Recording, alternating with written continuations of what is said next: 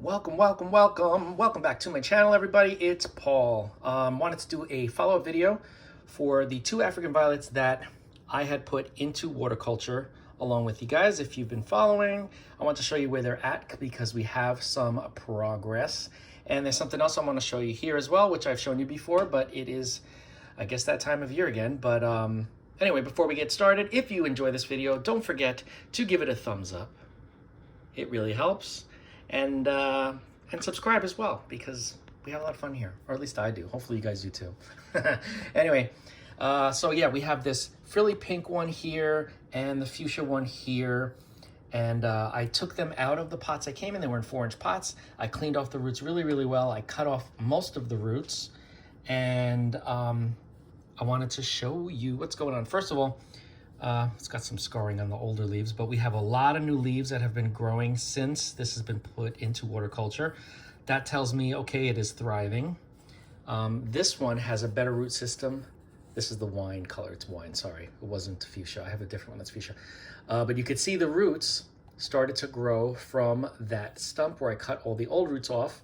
So I'm gonna fill this up so that it submerges those roots a little bit better. And then I can start putting in some fertilizer. Because I want these to bloom, I'm probably gonna use the Better Grow Orchid Plus because it does have, you know, a bloom booster in there because it's for orchids. So that's this one. This is the wine one. I'll move this over here out of the way. And this is the frilly pink. It's like a very, very, very light pink, almost white with frilly ends, and the ends have a little bit darker pink on them. Again, lots of new leaves starting to grow here. The root situation is not as good as the other one, but it is thriving. So you can see the roots are not as developed as the other plant, but the plant is not suffering in any way. I'm not gonna give this fertilizer yet because I want there to be a little bit of a more substantial root system. So this one's gonna hold off on the fertilizer. This one's gonna get, okay? So these are under LED lights, just a LED daylight bulb. I don't use anything special. They work better for me than the actual grow lights that are kind of like that pink color. These work a lot better. And as you can see with all this new leaf growth, things are going according to plan. I gotta remove this leaf over here. It doesn't look so good, that one. But I'm excited. I'm excited. I'm also going to probably, in a future video soon, I'm gonna be transferring an African violet from soil into semi-hydro, probably lava rock, but if I don't have enough lava, I will use leca. But either way, I will move at least one African violet into semi-hydro. So you can watch that and then we'll follow the progress on that as well.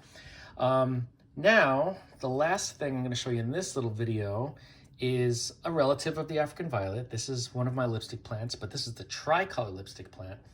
And it's starting to get its blooms again. Here's a bud.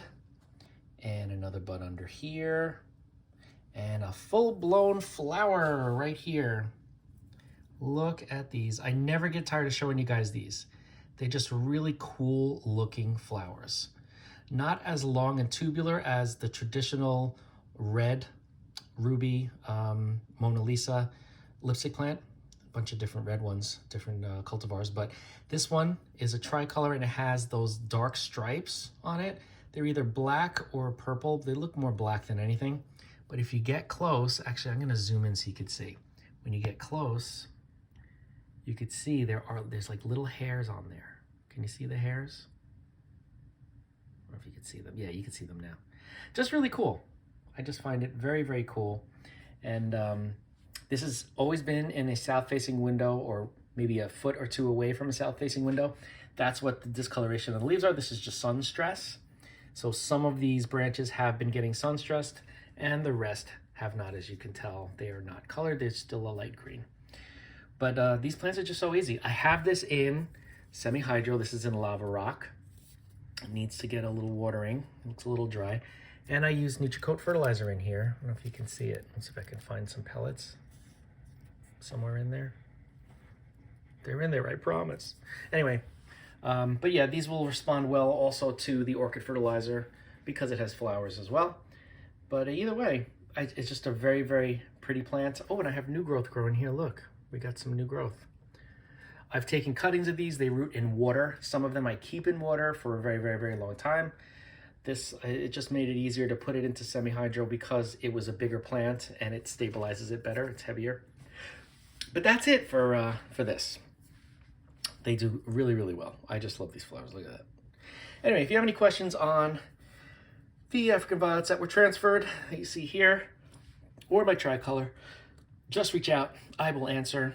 As long as I know there's a question out there, I will make it a point to respond. But otherwise, these are very, very easy house plants.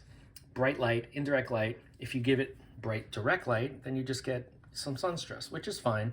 But too much sun stress can burn the leaves out. You can see some of them dried up back here. So you don't want to do that. This gets just a nice balance where some of it gets like very, very bright indirect light and the rest of it gets just bright, kind of ambient light.